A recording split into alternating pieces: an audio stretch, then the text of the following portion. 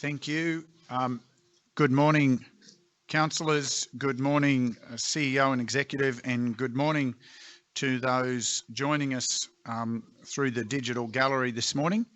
It's my privilege to declare the ordinary meeting of the 6th of July 2021 open, and in doing so, pay respects to the traditional owners of the lands of the Scenic Rim Council area and the lands on which we meet, and to also pay respect to their elders past, present and emerging, and extend congratulations to them on their continued nurture of their culture. That's particularly significant in this week, councillors. It's timely for us to recognise that this is in fact NAIDOC week, and certainly a timely reminder for our whole community to celebrate the history, culture and achievements of our Aboriginal and Torres Strait Islander peoples. It's also timely this year to express our support for the 2021 theme of healing and call on our communities to embrace this invitation to restore strength in our community for the future. Thank you. I note a full attendance of councillors. I note one leave of absence for the GM Asset and Environment Sustainability, and he has Mr. Osman here as his proxy today. Thank you for joining us. Otherwise, a full attendance. We turn our attention now, councillors, to item 4 and to prayers, and we are joined this morning by Pastor James McCulloch to lead us in prayers. Good morning, James. Thank you for joining us. Councillor and councillors, good morning, employees of the council. Just got two quick verses before we pray. The first one is that we should provide for honest things, not only in the sight of the Lord, but also in the sight of men. That comes from Corinthians. And the second one is, the greatest among you shall be servants. So no matter how high we rise up in our job with years of experience, those below us are still very important. So, dear Lord and loving Heavenly Father, we just thank you that you are above this council, that you are protecting everyone that works here. And Father, we just declare that the decisions that are made here that affect other people's lives are made with a righteous, clear conscience, that we want to help those in our community and we want our district to flourish. So, Father, we just give it all to you and we thank you in Jesus' mighty name. Amen. Thank you, James, for joining us. You are welcome, of course, to continue to stay with us for the meeting, but I do also understand you have other duties to attend to, and we thank you again for joining us today.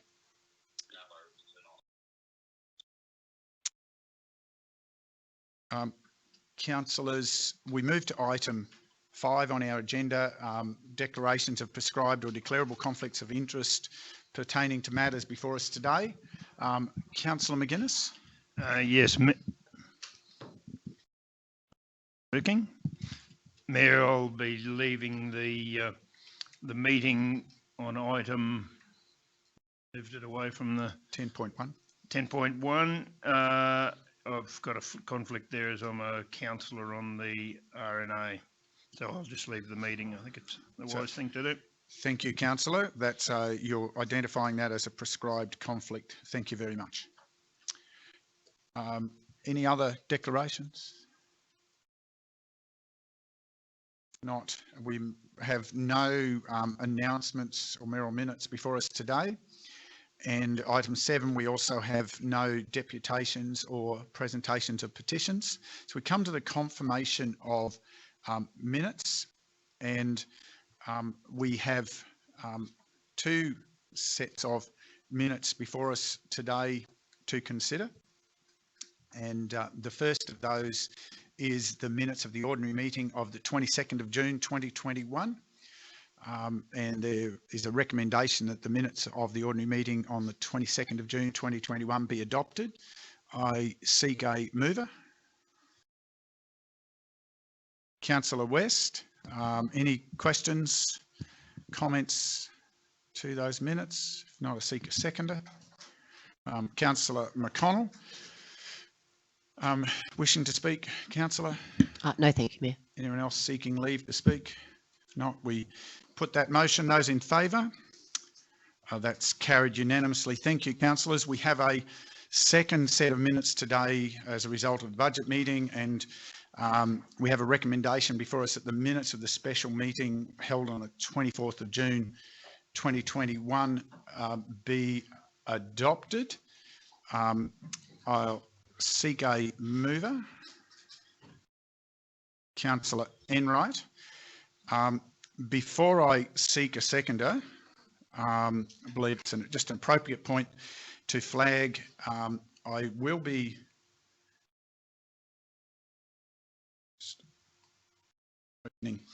councillors, it is beholden on me just to alert you that it's been brought to my attention that I inadvertently referenced council's meetings and other forums procedure instead of council's procedure standing orders when seeking consideration to move the confidential items into open. I've asked for that correction to be identified. It's not a material change, it's just a correction to the correct point of reference. Believe it's beholden to bring that clarification forward. And we've had advice that that doesn't require an amendment process, it's just a correction to the right reference point. Any other questions to the content of the minutes?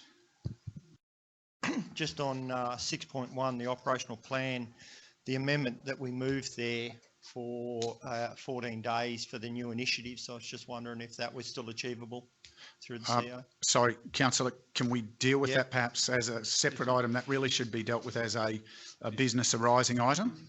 So that's we're voting on whether or not to accept the content of the minutes. Okay. Right, just at the moment. I agree with you. I'm happy that the question gets raised. Can we just perhaps separate it out a second?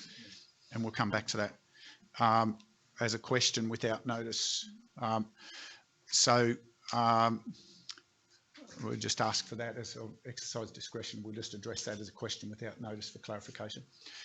Thank you.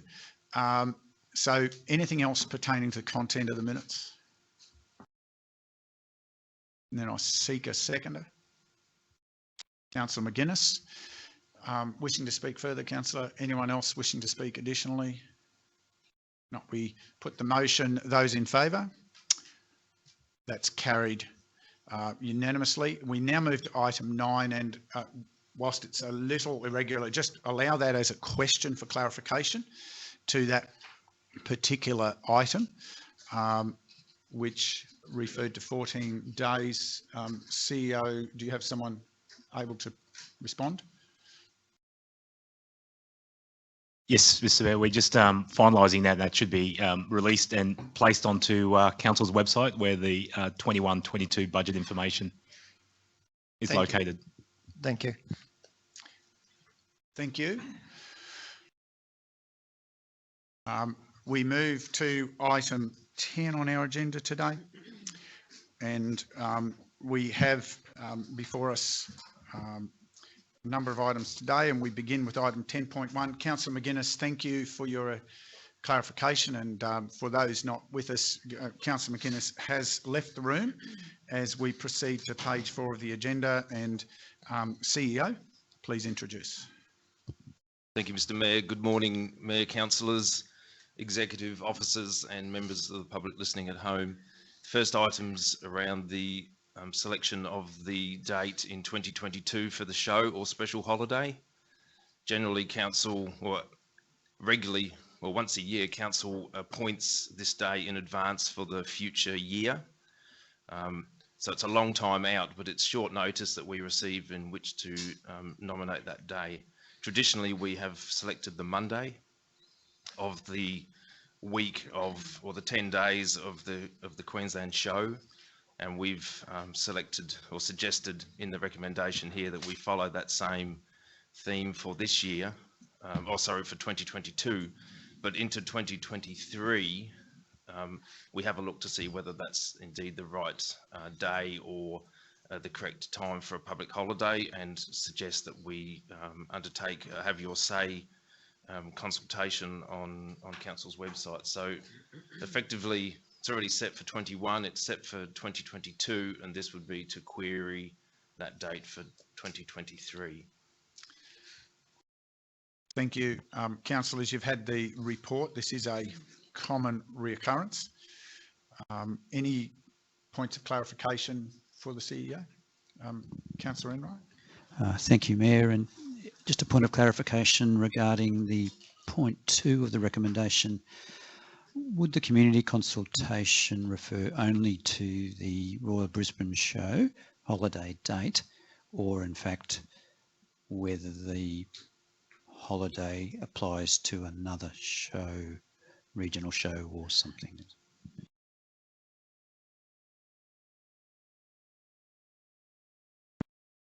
Thinking of our own town shows and the likes, just whether that's an opportunity for discussion or whether it's purely in reference to the Rural Brisbane Show. Councillor, I think it's a great question. I'm just not sure it's a question that can be addressed today. I think that's a question that I'd recommend is addressed when we're scoping what that consultation looks like, which we aren't doing today. Happy for that to be dealt with in time, due time. Any other points of clarification to the report? Not. We have a recommendation in 2 parts. CEO, please. Thank you, Mr. Mayor, and I will note that we have described it as the Royal Brisbane Show, and we've been advised it's the Royal Queensland Show from the website and from the knowledge that we have. We have called it the Royal Brisbane Show for many years, so, but in doing so, in terms of the recommendation, that one, Council nominate the Monday of the 2022 Royal Queensland Show, 8th August 2022, as a public holiday for the Scenic Rim region, and 2, Council undertake a consultation program later this year using the Have Your Say feature on Council's website to gauge community feedback for future Royal Queensland Show Day holidays for the Scenic Rim region. Yeah, I seek a mover. Councillor McConnell. Any additional questions? Seek a seconder. Councillor Chalk. Any additional questions to each other, councillors? If not, you wish to speak, Councillor McConnell? No, the only thing I've got to say, Mayor, is that I think it's good that we do put this out for community consultation and feedback, and it'll be interesting to see that what comes back, whether it's the Friday or the Monday. Thank you. Thank you, Councillor. Anyone wishing to speak against? Anyone seeking leave to speak additionally? If not, we put the motion. Those in favour? That's carried unanimously. Could someone please retrieve Councillor McGuinness for me? Thank you.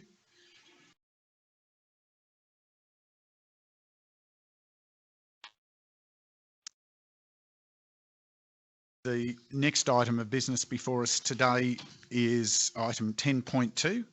Again, this is on page 8 of the agenda, councillors, and again, CEO, I ask you to introduce, please.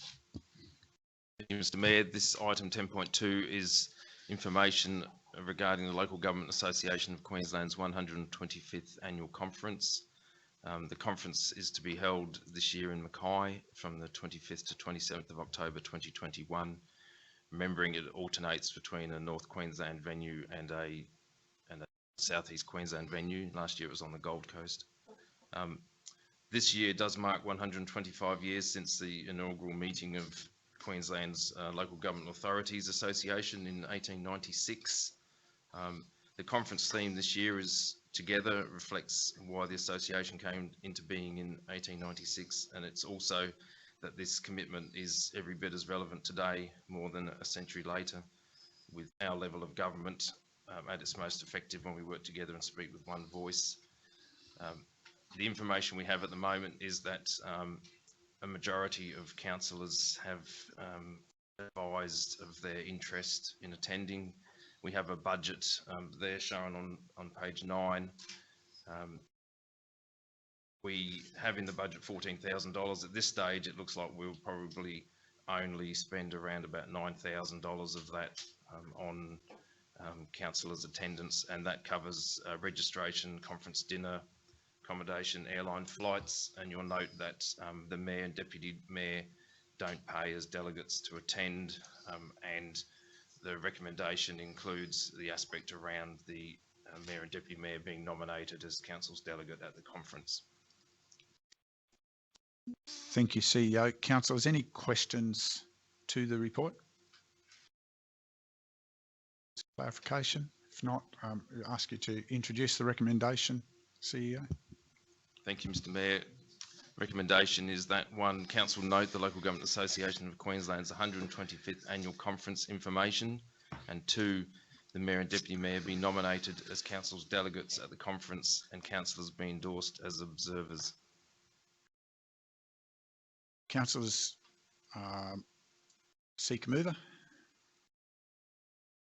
Councillor McConnell, any additional questions? Seek a seconder. Councillor Swamborough.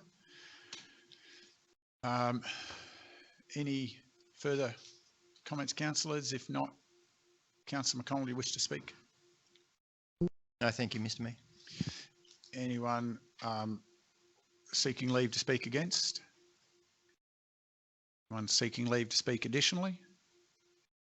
Not, we put the motion as identified in 2 parts. Those in favour? That is carried unanimously. Thank you, councillors. We move to item 10.3, which is page 11 of your agendas, councillors, and we turn to the GM of People and Strategy, please, to introduce this item. Thank you, Mr. Mayor. Good morning, councillors, executive, and to members of the public listening in the gallery. I'm pleased to present to Council this morning the Q3 progress report against Operational Plan 2020-2021 and present to Council today. I note a couple of findings in the report, a couple of outcomes that I think are exceptional. One, in terms of the sustainable and prosperous economy, the region's recovery in light of COVID has been exceptional in terms of how we have pivoted and how we have recovered compared to other local governments and other areas, particularly those whose, given our second highest generator industry is in tourism. I'll note the success that's outlined in the report in that respect. Happy to take any questions on the report. Councillors, points for clarification? Yeah. Councillor McConnell? Yeah, just a couple, Mr. Mayor. If we can just go to page 21 of the agenda or page 8 of the report.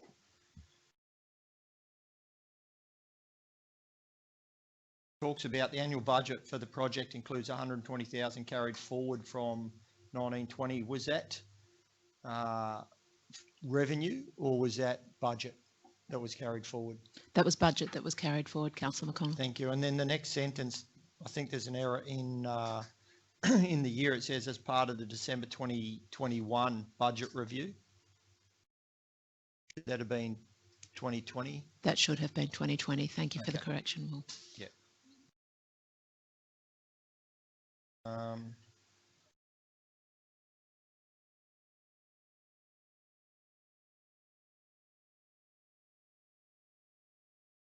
Just got to scroll through as I do it.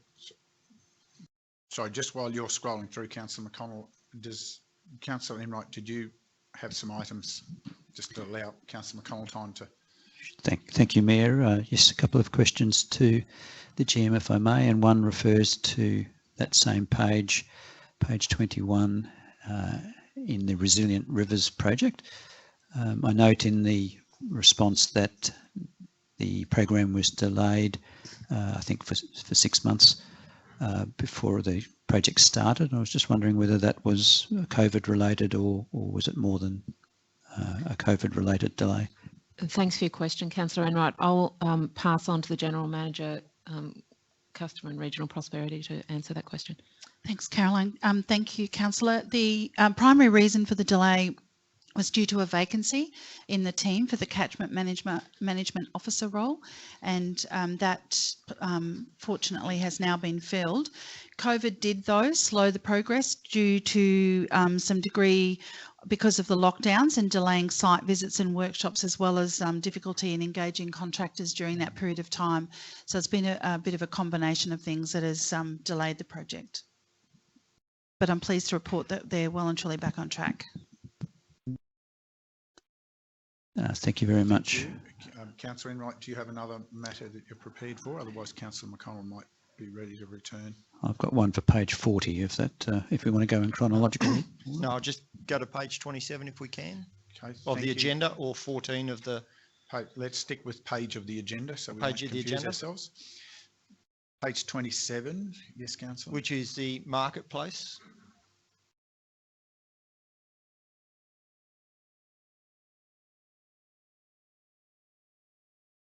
Yes, I'm and just waiting for you. If you can just give us an update on marketplace, how it's received in the Scenic Rim business community, and whether it's actually achieving its goal. Councillor McConnell, I'll pass to the General Manager, Council Sustainability, to answer that question. Thanks. Thanks, Caroline. Thanks, Councillor McConnell. I guess Marketplace has been launched. We're reporting the number of new businesses that do register. Where we can, we do encourage those registrations.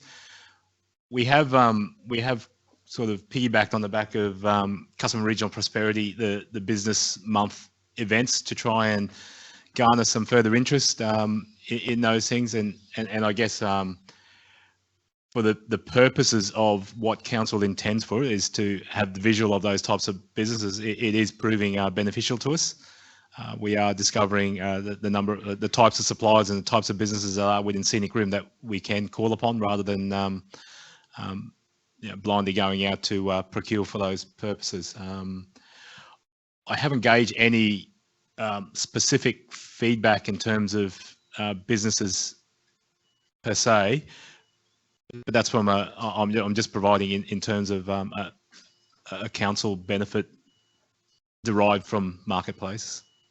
Okay. Councillor McConnell, sorry, I will add that for the quarter, our target was an increase of 2.5% of local business registered for the Marketplace platform, and we certainly exceeded that in quarter three with an outcome of 3.7% increase. So there's certainly interest there. Thank you. In number terms, that's about 260 businesses that we've currently got in our register. Thank you. Councillor Enright, sorry. Councillor Guinness.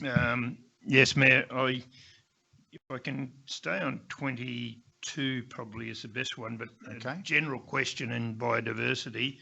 I think as far as rivers are concerned, we're doing a very good job there. It worries me that we're not probably paying the attention to the some of the weeds that are around the place, and like rat's tail, and the number of inquiries I get from people where, we have, my understanding, we don't have a dedicated weeds officer these days, and a lot of these very dangerous grasses that sort of will threaten the primary production future in some areas just don't seem to be being adhered to by landowners and by council, probably following it up as much as it might. If the General Manager could comment, please.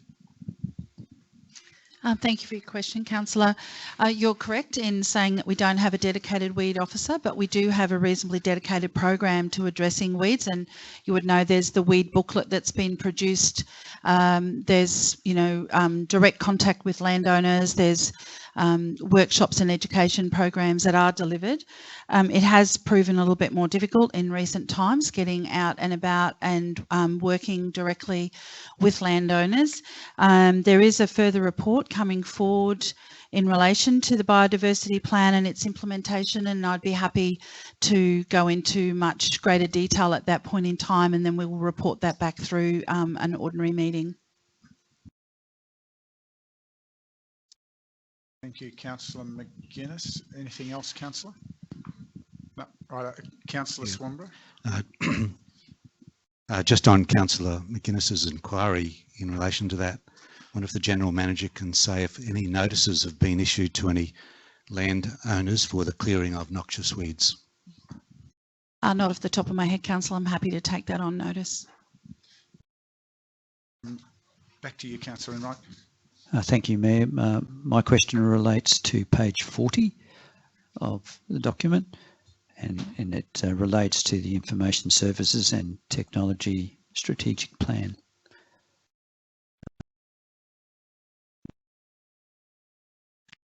Are you able to, perhaps to the GM of Council Sustainability, are you able to provide a progress update and anticipated benefits of the HRP program? Sorry, to the council. Yes. Sorry, Councillor, I'll take that Yes, question. sorry. No, that's okay. It's the People and Strategy team leading the implementation of the HRP, so I'm probably best positioned to respond to that. So there are a number of modules within the Human Resources and Payroll system in our enterprise platform.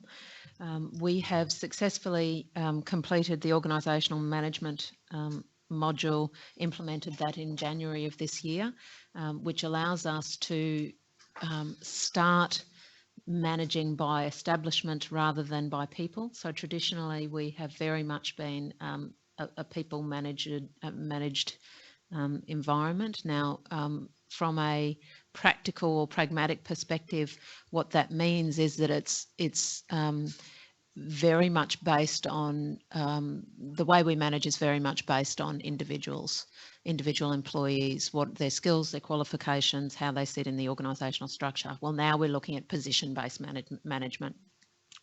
So that organisation management module was developed was implemented in January. Last month we completed employee self-service for office-based employees, which presents significant benefit in terms of employees' visibility of information within the platform, completion of daily, weekly, fortnightly timesheets, the ability to have online workflows. So that's the intent is to gather our learnings out of that process and begin to investigate rolling that out for field-based employees at some point in the future, timing not yet known. We have the remaining 4 modules in design at the moment. So from a timing perspective, likely to extend into 2022. We have just commenced talent management, which will allow us, once implemented, to plan performance and development processes online. This year we are still running with a paper-based performance process, but hopefully next year we'll hit the ground running with online performance or you know, a digital electronic performance management process. Safety is the next module with incident and hazard reporting, as well as ability to manage our committees within the system linking to hazards and incidents. Transitions, which will be around recruitment, onboarding, staff movements, offboarding, all of that will take place electronically at the moment, very paper-based. And recruitment with end-to-end digital processes from requisition of the position description, requisition of the position, PD review, online applications, panel management, appointment, all of that will be electronic workflow. So huge advantages for us in completing this HRP implementation. We are probably about a third of the way through that implementation, and I, at this point, would like to commend the staff involved. We are doing all of this in-house with some support from the supplier also, but the lion's share of the work is being completed by employees who have roles within the business. So it's I think, my commendment to them. Thank you. Same page. Same page, Councillor McConnell. Yeah, just a quick one. Activity 1 has an end date of 31st of March, which is the end of quarter 3. I take it we're not going to make that target date?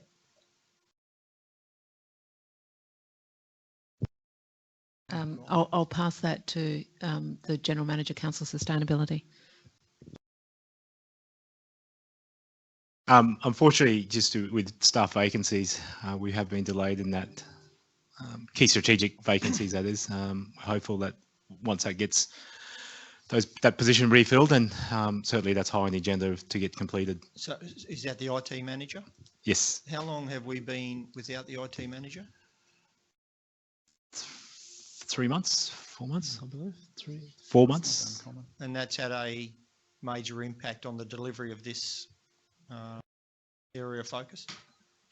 In some components, obviously as part of the HRP rollout, Caroline's team have managed that completely. There's been some input with the IT guys at certain levels, but certainly it's been project managed separately, which has resulted in the ability to continue to deliver that project. Some of the other projects of key nature within the IST section have been put on hold temporarily. Yeah, because I'm just looking at the smart KPIs. The first one, quarter 3, was supposed to be 100%. We only made 30%. Mm.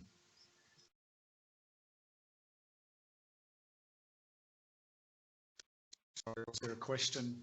Yeah. Councillor, I didn't hear the question. The I question, heard the comment, I the didn't hear question the is that because of the lack of an IT manager? Oh, and there's been, I mean, that's the whole ERP. So that includes the HRP and a lot of the other aspects of improvement. It's not solely on the lack of the manager as well. There's been third party delays and associated, but I guess quarter 4 we've reached some significant milestones. If not, Caroline, we clawed some of that back in the go live with some of the HRP components. So is there a forecast on when that position would be filled? And what's the delay in getting that filled? Is that because we're out in a regional area, or is that more we can't find the correct person? So, Councillor, we have undergone a full market approach for that person, noting the pivotal role that our Manager Information Services plays in the organisation.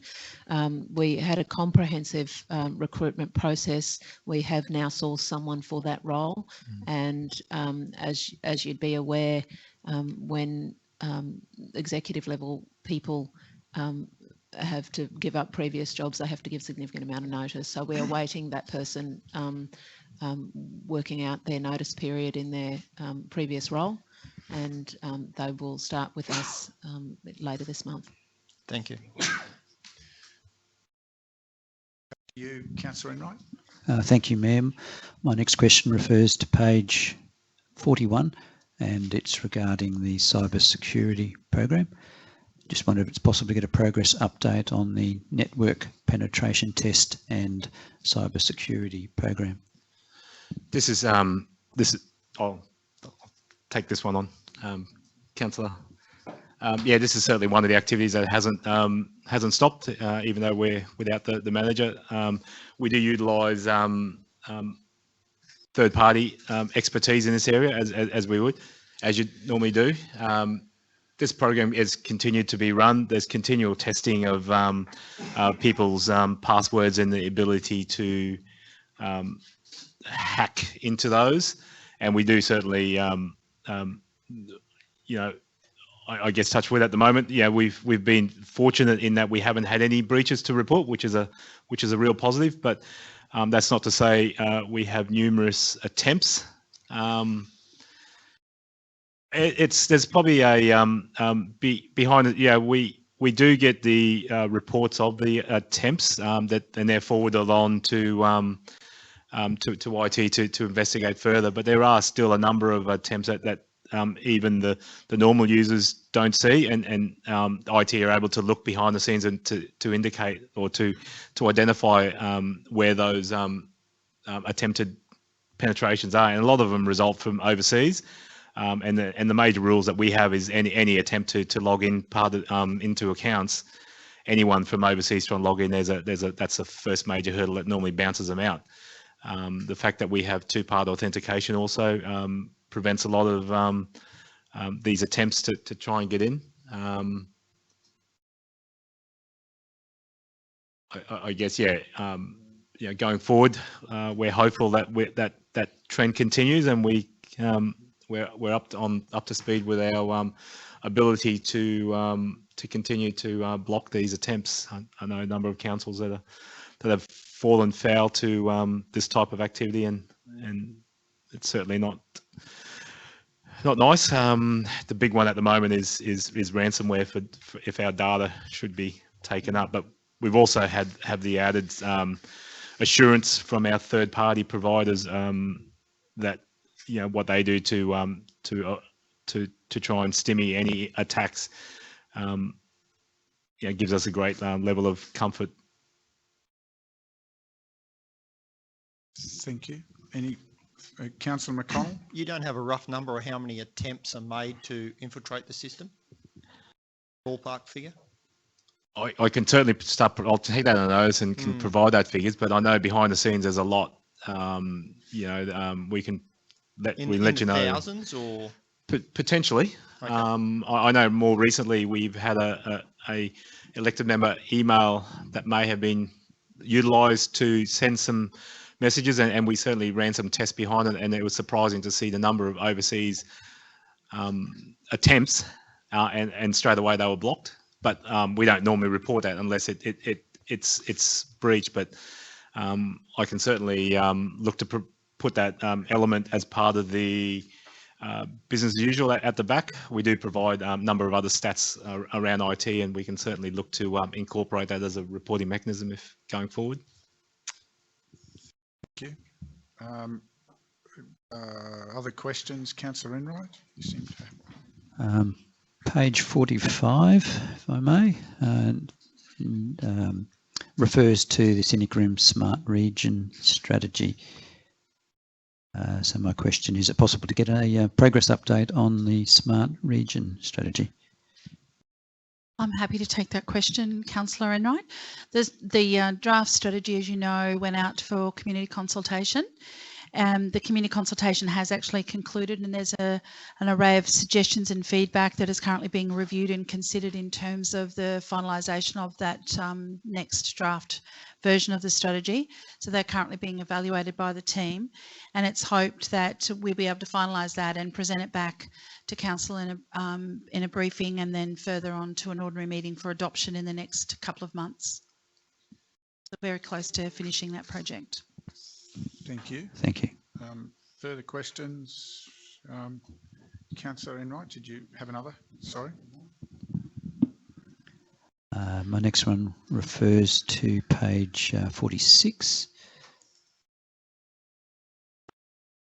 And that's regarding the draft sports needs strategy, and looking forward to a progress update on this. I note the target is Q1 of 21-22, but we're all keen to see this strategy being delivered, and appreciate an update. Sorry, you have a question? But appreciate an update. Thank you, Councillor Enright. Yes, the sports infrastructure strategy, the community consultation piece has finished. We had a couple of delays in March through COVID and some weather events, which delayed some consultation in Canunga and a couple of other places. But we have finished that. The consultant has delivered some high-level findings to Council and is currently preparing the first draft. So once we have that, we'll have a review of that, and we'll be presenting a report to a future ordinary meeting for adoption. We're still on schedule, hopefully, for a late September adoption for that report. So yeah, we'll provide an update in the future. Councillor Swanborough, do you have a clarification? Yeah, just in relation to that, the report talks about the draft sporting strategy being adopted 30th of June 2021, but the manager has just, or the acting GM has just said it's going to be in September 2021. Which day is correct? Sorry, Councillor, I think you clarified that. That question's probably already been answered. You're right what the KPI was, yep. But I think you've already had the answer about what the time frame is and what the delays were for that. I'm sorry, I'm quite trying to help the officer with what the additional content is that you're seeking as clarification, because that's already been explained what the delay was from what was in the report. Is there an additional point of clarification just to help the officer? He's not quite sure what he's answering. No, No, that's fine, okay. Mr. Mayor, and thank you, Councillor. Yes, as the Mayor stated, that is correct. Initially, the date was scheduled for 30th of June, but with a few delays and so forth, we have had to push that back till the end of the first quarter for 2022. Thank you. Additional clarifications, councillors? Councillor McConnell? Page 49, if no one's before then. So it goes on, it's just talking about public art and heritage and how we have utilised the vacant shop frontage to put in some excellent art and heritage. I'm just wondering, are we paying rent to put those in, or is that free? No, in those cases where we've done them as an installation, you know, just in a vacant shop, we're not at this point in time paying rent on those. It's from the kindness of those particular landlords that have enabled us to do that. There may be further pop-up shops and other installations. The team I know has explored that, both with the cultural services team, along with regional prosperity team and the VATV team, you know, to look at what other types of opportunities we could explore in vacant shops so that we can look at activation of those precincts. In those cases, we would anticipate a negotiated outcome with the landlord, but we're very grateful for the opportunities that have been afforded to us at no cost at this stage. Thank you. Points of clarification, councillors. Councillor Swanborough. Thank you, Mr. Mayor. Just not specifically about the content of this report, but about the timing of the report. This is a Q3 report, and we're now in the new financial year, so we have the whole of the fourth quarter still hasn't been reported on, and I understand that, you know, the operational plan has to be reported on a quarterly basis. I was just wondering whether there's any way that we can get this type of report on a more timely basis, rather than being a whole quarter of a year behind by the time we get it. Thanks for your question, Councillor Swanborough. Look, I acknowledge the lateness of this report. As you know, the team that prepares this report has been significantly tied up preparing a corporate plan for the next 5 years and the operational plan for 21-22. That said, we'll certainly be pulling together the fourth quarter report fairly quickly after this one. This is a compounding report in that we use the approved report as the basis for starting to prepare the following report, and I hope to get the quarter four report to you in the first week of September for further discussion and adoption. Sorry, the first week of August for further discussion and adoption in mid-August. Absolutely acknowledge the desire to have the reports in a more timely way. At this point, one of the challenges for us is our systems. We don't use a particular system to prepare these reports. They are all manually prepared, and the team puts a huge, across the organisation, the subject knowledge experts put a huge amount of effort into ensuring that the reports prepared contain significant additional information to advise this council. And I will again draw your attention to the appendix, which provides further information over and above the legislative requirements in terms of reporting on the KPIs, but further information that provides some insight into operational achievements and what's happening operationally across the organisation, in addition to the projects planned for in the operational plan. We will make every effort to get this to you in a more timely way. Thank you. Additional clarifications, Councillor Enright? Thank you, Mayor. I have a question regarding library services on page 62 of the Can report. I just jump to 58 first? No, well, let's just go ahead with that question. We'll come back to you, Councillor. Sorry. We started the question, we'll let it finish. Yep, okay. Is it possible to receive a progress update on the library service review recommendations, please? I'll take that question, Councillor Enright. As part of the library service review, one of those aspects was changing out the library mobile semi-trailer truck to a van, which unfortunately that changeover got caught up with COVID, and the ability to secure vehicles has meant we've only just now received the van in recent weeks, even though we placed the order early-ish last year, or sorry, probably mid last year. The van is now gone for an internal fit out, and once that's returned, be wrapped in signage before it's commissioned and then on the road servicing our community. So there has been a considerable unimagined wait for that, unanticipated delay, given how difficult it is to source new vehicles at the moment. As previously reported, we do plan for that mobile library and the service it provides in further outreach into the areas across the region, and officers will provide councils with further briefings on that closer to the library, new library van service being reinstated, and the dates are a bit firmer around when we expect that to be. And naturally, we will make those public announcements to inform the community once the service is recommencing. During the library review timeframe, we've also had our regional librarian retire and other increased opportunities that necessitated working on projects that have either been in a critical stage, for example, the maturing infrastructure pipeline project for the Bow Desert Community Hub and Library, and applying for the Building Better Regions Fund funding, and also applying and receiving the Local Economic Recovery Program funding for the Tamborine Mountain Community Hub and Library project, which necessitated concentrating on those projects and interrupted the library review. I can report, though, the newly appointed regional librarian is well and truly in place and is gaining a lot of traction in her role. And as a part of the library review, we did also increase the Canungra library hours. You will recall that occurred in the last financial, well, in this current financial year of the report. And the review also considered establishing a static library. Sorry, I can't get my words out.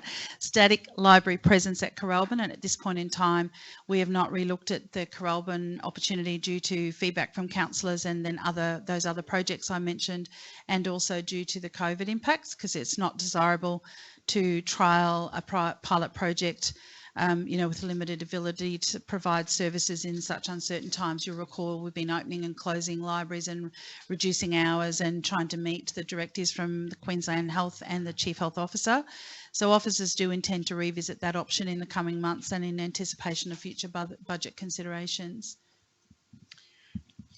Thank you. Councillor McConnell, you have a further clarification? Yeah, just on page 58, if I could please, to the GM, it's in regards to the waste management technologies. If we can get a quick update on that. It's just, it seems to have been into its second year now, and Thank you, Councillor. Yes, so evaporative waste technologies, we're still in discussions with the Department of Environment and Science regarding approvals in regards to this technology. At the moment, the technology that we've been looking at still doesn't have approval from the department for use. So that portion of that project is still not completed. So We are still working with DES and other providers of some technology to look around how we can manage some of our leachate from our landfill site going forward. Thank you. Further clarifications in the report, councillors? Councillor Enright? Fire away. Fire away, councillor. I have one for in the business as usual section, page 66. And the question is the increase in the lost time injury frequency report any reason for concern? Thanks for your question, Councillor Enright. An increase in lost time frequency rate is always a cause for concern. However, it's probably a reflection of the work, I'll note, in partnership with a significantly reduced duration rate. What that really means is that we have an increased number of very minor injuries or incidents. However, we've made significant achievements in terms of bringing people back to work. The sooner we can get them back to work, whether that's within suitable duties or back to their normal job, the better it is for the organisation and for the individual. So we've put in considerable effort to reducing the duration, and we can see that. And what that does essentially is have reduced longer term costs to the business. That said, having focused on rehabilitation and return to work, our attention is now on reactive, on understanding the trends around our incident rates and addressing those. We have in trail a number of training programs prepared now to respond to the trends that we're seeing, and there'll be a lag in terms of the data to show that. Yeah. Thank you. Councillor McConnell? Would you have the figures on how many were admin staff versus the work crews? Was the majority outside or inside? Certainly do have the figures on that. I'd have to take the question on notice to come back with some accurate data for you, Councillor. Thank you. Other clarifications, councillors?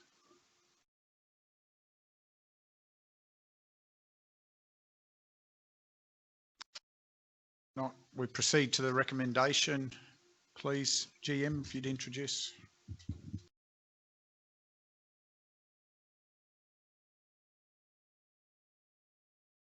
Thank you, Mr Mayor. The recommendation is that Council adopts amendments to the Operational Plan 2021 as contained within the Draft Operational Plan 2021 Q3 Progress Report, and Council endorses the Operational Plan 2021 Q3 Progress Report.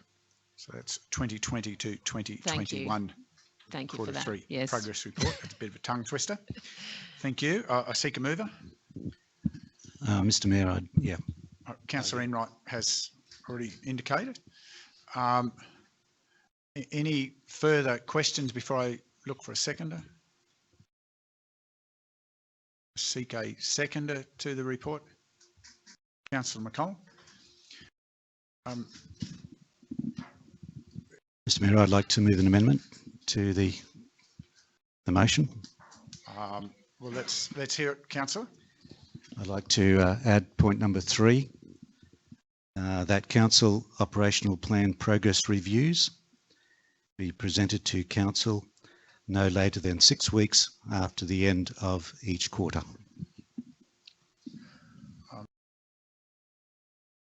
So can I ask a question of the GM in light of your comments about system inadequacy and resource capability? What will be the cost impact to deliver that? Because it will be obviously there's a resource impact to bring that significantly forward to that. Thanks, Mr Mayor. Certainly that will be a challenge. 6 weeks is certainly a challenge. Just to give you an idea of some of those lead times, as you know, we present the report for discussion in a workshop setting with council more informally 2 weeks prior to the ordinary meeting. For that meeting, we have to have papers submitted 2 weeks prior to that, which gives us only 2 weeks post the end of the period to prepare a report across the whole organisation, which is certainly not achievable. So from a cost impact, it would require significant overtime for employees involved. And that's not just employees in my team, that's employees across the board. Thank you for that clarification. So we have a proposed amendment from Councillor Swanborough. I seek a seconder to that.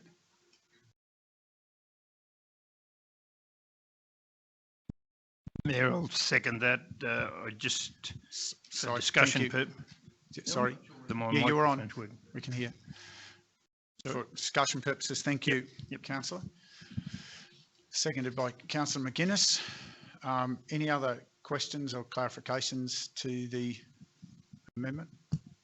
Councillor Chaw. Could I ask what would be considered a reasonable amount of time to deliver a request like this? If it's not 6 weeks, is there a more reasonable time? I think 8 weeks would be more reasonable, Councillor Chalk, or, you know, the two months post the end of the, for adoption. Could I ask if Councillor Swanborough would consider amending his amendment? Yes, I'd be happy to consider that amendment.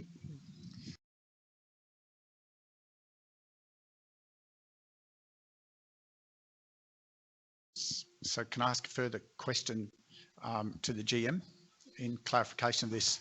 The GM alluded to system inadequacies causing a lot of the challenge. Even in meeting that time frame, what would be the key system improvements that could allow to reliably, repeatably deliver that time frame?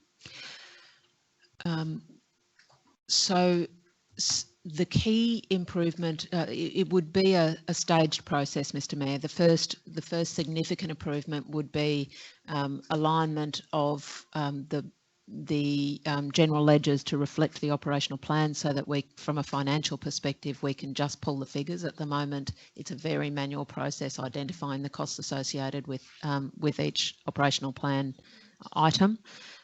Secondly, and perhaps further down the track, we would be looking at a corporate planning and reporting software option, which is certainly not within the next 12 months budget, but maybe in line for 22-23 potentially. Certainly the process to align the general ledger will take significant effort over the next 6 months or so to achieve that. So we're certainly looking over the next 2 to 3 reports at least will continue to be highly manual. I'd also note that when we talk about an 8-week time frame, the meetings would have to align to those 8 weeks. You know, sometimes there are 3 weeks between meetings, in which case we wouldn't be able to meet that prescribed timeline. Mr. Mayor, I'd like to Councillor McConnell has pointed out something to me. To point of clarification, I think the amendment should read Council Operational Plan Progress Reviews be presented to Council within 8 weeks after the end of each quarter, no less than. Now, Councillor, I just draw your attention to that last comment. Sure. That the GM made, which does identify that you're making a very technical definition, and it's not an automatic. There are periods in the year where there are 3 weeks between meetings, so you actually can't achieve. You make it impossible to achieve that time frame because of that. So I think I do have a concern about this notion of being prescriptive not matching the other aspects that it's prescriptive against. Mr. Mayor, if I may, if we can include the words "where possible" in that recommendation, that would allow some latitude. I think, Mr. Mayor, I'd be happy to put except under exceptional circumstances. Sorry, that's... Well, it just needs to be, you know, exceptional circumstances for us not to meet that particular review.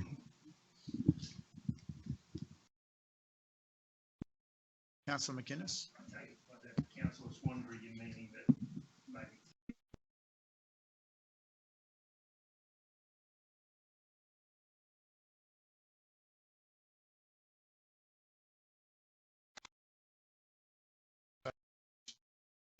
Anyway, we have a question, Councillor Enright. Thank you, Mayor, and a question to the GM. Given the suggested timeframes in this amendment, would you anticipate there would be any additional overtime or channeling of resources from the staff members to provide this away from business as usual activations? Councillor Enright, what I can say is that the operational plan quarterly report is already a significant priority for many of our officers. To prioritise this over other deliverables may result in the delay of other deliverables or cost to council. That's certainly up to council. You know, the short answer is yes, but that's certainly a decision that is up to council. Thank you for that clarification. Any other points of questions surrounding this proposed amendment?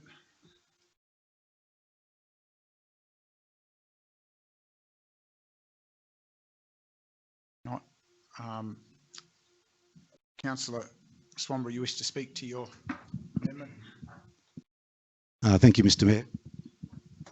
Mr. Mayor, councillor's role is clearly to be responsible and to be responsible to the members of the public for the actual performance of the organisation, and that's clearly set out in the Act. There aren't too many other responsibilities more important than that one, and there aren't a whole lot of defined responsibilities for councillors these days, but the performance of the organisation is paramount towards us, and it is therefore paramount that we receive information we need to do that particular job in a reasonable time frame. And I think just listening to the comments today and the questions in relation to this, you know, we are dealing with a quarter that has already passed, and yet we're getting comments about the quarter that's the fourth quarter, which has already passed as well. And we're into the next financial year. And on these old time frames, it's likely that we wouldn't get a report on the fourth quarter until around October. In the next financial year. Point of order, Councillor. Can you just withdraw that last comment? You've had clarification already of when the fourth quarter report was made. It was made quite clearly as a statement by the GM, and I'd ask you to withdraw that last piece of your comment. The GM has clarified that that target is the beginning of August to bring that forward, the fourth quarter report. I didn't say that, Mr. Mayor. Mr. Mayor, what I did say is based on these current timeframes, and so that was referring to something different than what you're saying.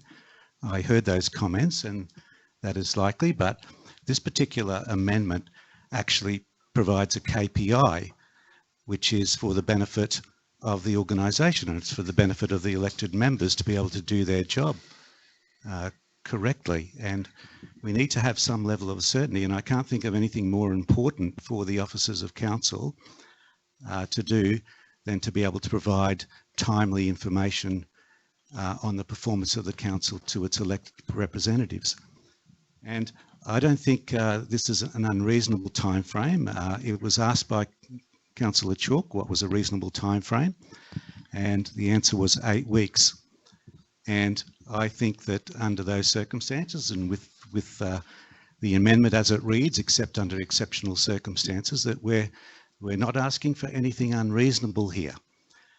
And if there are exceptional circumstances, I'm sure the council will be sympathetic to those. But we need to have in our own minds something, you know, that is concrete in order to do our jobs the way we are asked to do in the Local Government Act. So I commend this amendment to the fellow councillors, as I believe it will improve the ability of this particular council to do its job. Anyone wishing to speak against the amendment? Councillor West. Thank you, Mayor. Look, I do just find, as has been mentioned by the General Manager, the preparation of the corporate plan was very much the priority, which has been a whole revamp, which we've had coming up to budget and has been done, that this is not normal circumstances for the operational plan to be a little behind. I just feel that this is perhaps unreasonable, and especially I couldn't support under exceptional circumstances.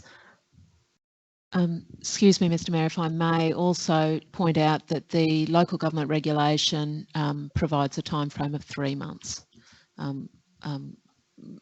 for quarterly reporting. Thank you for that piece of information. Anyone else wishing to speak in support of the amendment? Else seeking leave to speak against the amendment? Councillor Knight. Thank you, Mayor. I would like to speak against this amendment. While I recognise and agree with the point that Councillor Swanborough made regarding the performance of the council is paramount, I am concerned that putting unnecessary workload in providing a report to us would take away from the potential delivery of services to our community. I think it is unreasonable to suggest that the reporting to us should be put in priority to the delivering of services to the community. And I'm sure that we have an organisation that is key to bring forward this report earlier without putting time constraints such as this amendment suggests. Anyone else wishing to speak in support of the amendment? Can I just ask, we just got some additional information by the GM. Can we get some clarification on that, please? Yes, please. Could you please clarify that source of information and what that information was, GM? Local Government Regulation 2012, Oliver, isn't it? 2012, Section 174, number 3, Clause 3, that the Chief Executive Officer must present a written assessment of the local government's progress towards implementing the annual operational plan at meetings of the local government held at regular intervals of not more than 3 months. So certainly acknowledge that we're a couple of days over that, and apologise, you know, having explained that the delay has been a result of the preparation of corporate plan and operational plan. However, the regulation states that the quarterly reports should be presented no later than 3 months following the end of the quarter. Thank you. Sorry, just a second, Councillor McConnell. Yeah, does thank that you. satisfy your query? It does. I'm going to support, speak in support of the motion. I think the 8 weeks, which is 2 months, is reasonable. When we get this report, some of the commentary by the GMs is actually the current quarter that we talk about. So we get an update report on what's currently happened, not what happened 3 months ago. So I think it's reasonable. Sorry, Councillor McConnell, I'll just make clear that the report is very much about the content of the Point of order, within point the of order, previous. Mr. Mayor. Just a second, This is not a debate amongst the council just staff. a second. We'll ask for the clarification in a moment. Councillor McConnell, just finish your comments, Councillor. And I agree, the report is for that quarter, but we usually ask for an update and it's given in current time. So I think it's not unreasonable to have the 8 weeks under, except for exceptional circumstances. So I'll be supporting this motion. GM, can I just ask you to clarify what is contained in the report versus what is verbal anecdotal comment? Yes, thanks, Mr. Mayor. Apologies for the interruption, Councillor McConnell. Just to clarify, the content of the quarterly report is always as at that quarter, but acknowledge your comment there, Councillor McConnell, that certainly verbally you can ask for updates, and each of the general managers certainly provide up-to-date information on those actions within the quarterly report. Thank you for the clarification. Did you have a further question, Councillor Swanborough? Just a question to the General Manager. Is this report prepared by a multiple of persons, like all the program managers, all the managers, and then the general managers? Do they all have input and work on this together, or is it purely up to your team that does the update? Thanks for your question, Councillor Swanborough. The report is initially as much information as my team can gather. We work with the finance team to pull together as much information as we can. However, the lion's share of the KPI reporting and commentary around variance between budget and actual expenditure, and to some degree clarification on actual spend, where we can't get that information out of the general ledger, which is at this point often, then that's completed by the subject matter experts across the organisation. So that is the people who are leading the delivery of these projects put in significant effort to this report, as well as the managers and general managers in terms of reviewing the content. So there's a significant process, sequential process of preparation for this report. Thank you for that clarification. Anyone else wishing to speak against? We've had a speaker for again, so anyone else wishing to speak against? I will speak against the amendment. Whilst I'm totally supportive of quality reporting in the proper time frame as indicated from the legislation, I reflect on clearly that this will create inefficiencies in council, and it will create demands on system improvements. That's been indicated that this will cause prioritisation, and I note that a number of councillors have been concerned about investments in system improvements and improving the efficiency of delivering other duties if this is to be prioritised. And so I'm concerned that the amendment is inconsistent with other thought processes of council about not supporting system improvements. The two have to go hand in hand. So to be delivering these programs, we've heard there needs to be system improvement, and I would encourage councillors that if this amendment is successful, that there will be equal commitment to prioritising systems upgrades to support that change to a tighter time frame than is required in the legislation. Anyone else wishing to speak in support? Councillor McGuinness. Yes, Mayor, I'll be supporting this amendment. I take the words of the GM that 8 weeks is without putting words into her mouth, a fair and reasonable time.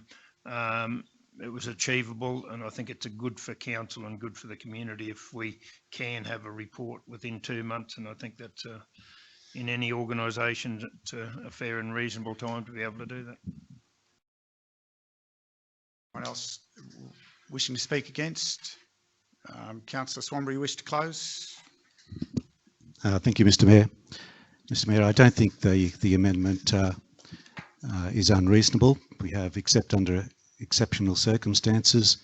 I probably disagree with some of your comments, Mr. Mayor, about inefficiencies and putting extra demand on resources, etc. I would say that what council is doing here today is actually doing the opposite. We are making a system improvement. We are making a system improvement so that the elected members and the public can have confidence that if there is problems, that we can address those problems in a relevant and timely manner. And that's about how we do our job as councillors, and we do our job to monitor the performance of the council. Okay, put the amendment. Those in favour of the amendment? Those against? The amendment is carried. Call for a division, please, Mr. Mayor. Division, those in favour, Division 2, 3, 5 and 6. Those against, Mayor, Division 3 and 4. Now, Councillor Enright, are you happy to carry forward the motion including this amendment, or would you like to withdraw? No, happy to honour the direction of the chamber. Yeah. Thank you for that graciousness, Councillor. Now, Councillor, you wish to speak to the motion? Thank you, Mayor. And I certainly would like to speak to this motion regarding the operational plan, because it's an important milestone to get an update on the delivery of services to our community through our council. This report also provides the opportunity for the improvements and the updates that provide the report to be adjusted to either budgetary adjustments or refinements of details, and to provide a more detailed response. But it also provides just some of the excellent projects and programs that are delivered through our staff, and the executive summary highlights just some of those, and there are a number of amazing projects and programs that are delivered by our council for the benefit of our community, and these need to be highlighted. And I congratulate the staff and the management for the delivery of these projects and programs, and commend them for their efforts. Councillor, anyone wishing to speak against? Anyone seeking leave to speak additionally? I will speak additionally and echo some of Councillor Enright's comments, particularly drawing attention to the appendix to the report, which identifies a lot of those business as usual activities and quite the extensive level of detail around the range of activities that are continued to be delivered, sometimes almost invisibly to the community. And I encourage that councillors take the time to consider that and share the celebration of that more widely with their communities, as well as the ongoing activities, and those recurring activities are equally as important as the transformational projects that are carried forward in the operational plan. And I too would commend the CEO and the team for, under some really trying circumstances over the last year, which seem to fade in memory too often, have continued to deliver excellent activity and activations across our community. Wish to close, councillor? We put the motion. Those in favour? It's carried unanimously. Thank you, councillors. We move to item 10.4 and GM Custom Regional Prosperity, page 142 of your reports, councillors.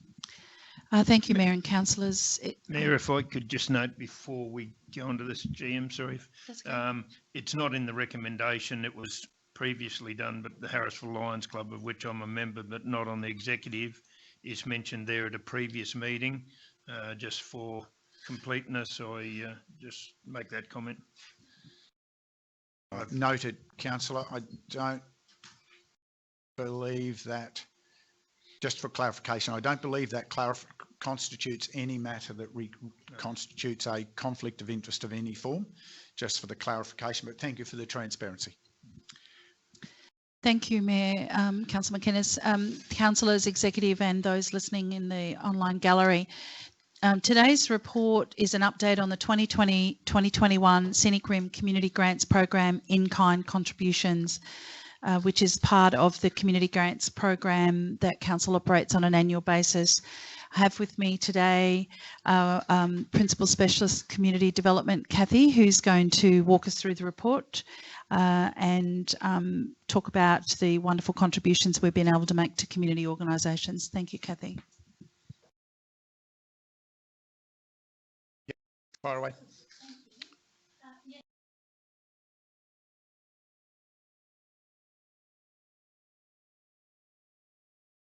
Was working. We on now? Is that better? It sounds the same. I'll do my best. Fire away. You can see in front of you that in the recommendation, we've got the list, and you can see the broad range of community groups that are benefiting from the in-kind program, which sits within the community grants program. And then using the report background to step us through the context of this report. Council recognises that supporting community organisations through in-kind is essential in helping develop and deliver programs that benefit the Scenic Rim community. And in accordance with the Council's grant and funding programs policy, in-kind assistance is defined where Council resources, materials and/or services are available to support community projects in lieu of grant funding. Council's current grants program in-kind contributions include subsidised venue hire for our 3 cultural centres, which is Boonar, Beaudesert and the Vonda Youngman on Tamborine Mountain. Plus, we also provide support for waste collection subsidies for many of our community events hosted across the region. As you can see in the report, the maximum amount is $1,000 per year per organisation, and we obviously have those criteria around being based within the Scenic Rim Regional Council or at least auspiced by a local community group that's based in the Scenic Rim. What's different, I guess, in the past, the updates have been provided as part of the community grants report, but we feel this is a much more accurate reflection now that we've gotten to the end of the financial year. We're now presenting to you the total list of in-kind requests. Just the nature of in-kind being quite a flexible program, and it sits outside of our community grant round. So we feel this is a much better reflection now presenting this to you as a report in its own right. We also just want to highlight in the report that with the success of the grants program moving into Smarty grants, the in-kind application process will also now be transitioned into the Smarty Grants platform, and we feel that's a much more consistent approach for our community groups because they're getting very familiar with the Smarty Grants, and we continue to get good feedback. And the grant program is currently open, as you know, so that's now been opened, and community grants are now open until the end of this month. So it can align quite nicely because it can be a supplementary process to a community grant. We've listed all of them there, totalling $28,365.92 for the year. Of note, I guess we did notice quite a number of community events have been impacted by COVID, and no surprise to many of you, but we are starting to see, as of the end of last year, some of them are now increasing back to those normal levels. So it's good to see community groups having that confidence, albeit we had some recent COVID restrictions, and groups are getting very good at pivoting and postponing their events to a later time in the year. So we feel that that's the flexibility of this program. It can respond accordingly. And just a nice note, we do want to point out in the consultation, we work with the cultural centres to do all of the in-kind venue subsidies. And we also obviously work with the waste services team to do the bin requests. And more importantly, we do like to conclude by saying it is providing a benefit to the community who make a very positive contribution to the quality of life in the Scenic Rim. And we recognise that supporting these organisations through financial assistance is essential in helping them develop and deliver programs, activities and projects that provide cultural, recreational and community opportunities in the region. And ultimately it does build resilient, adaptive and vibrant communities. They're not meant to just be words on a page. We really do see the community groups becoming quite resilient. And I'm happy to take any questions about any of that report. Points of clarification, councillors. Councillor McConnell. Just a quick one. I know it's probably going to be on notice, but the bin hire, how many bins do we get for, say, the Butters Pony Club? How many bins is $480? Oh, I don't know. To break that down, there is a fee we have with the waste services. That's probably one on notice for a future date. Yeah, that's what I thought. It's just a curious one. Good strategic question, Councillor. We work with the clubs to try and use larger bins too, to try and reduce the number of smaller bins. So the waste team will often guide us on what's the most appropriate configuration. That was my next question. Right. Thank you. It's been a very... Any points of clarification in the report? Just point of order, Mr Mayor, that's those sort of comments. Sorry, Councillor, I was talking about the colour of the bins. I know, but those sort of comments, when I've asked a legitimate question, thank you. We won't worry about the colour of the bins again, Councillor Swamborough. Thank you.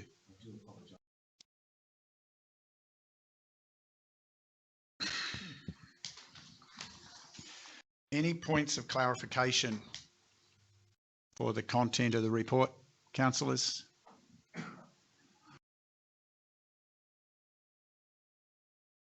Okay, can you introduce, GM, please introduce the recommendation.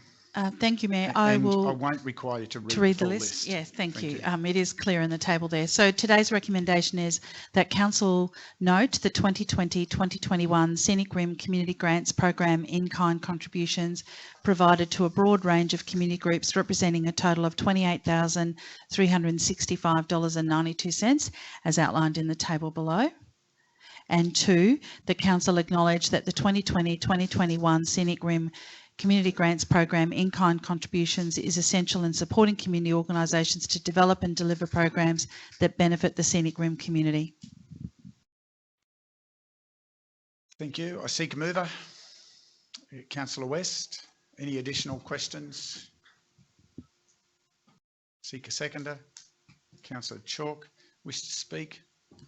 Thank you, Mayor. Look, I just want to mention how positive it is to have this amount separated out from the community grants, because up until now they've all just been one, and it's been a bit difficult to figure out sort of who's had what.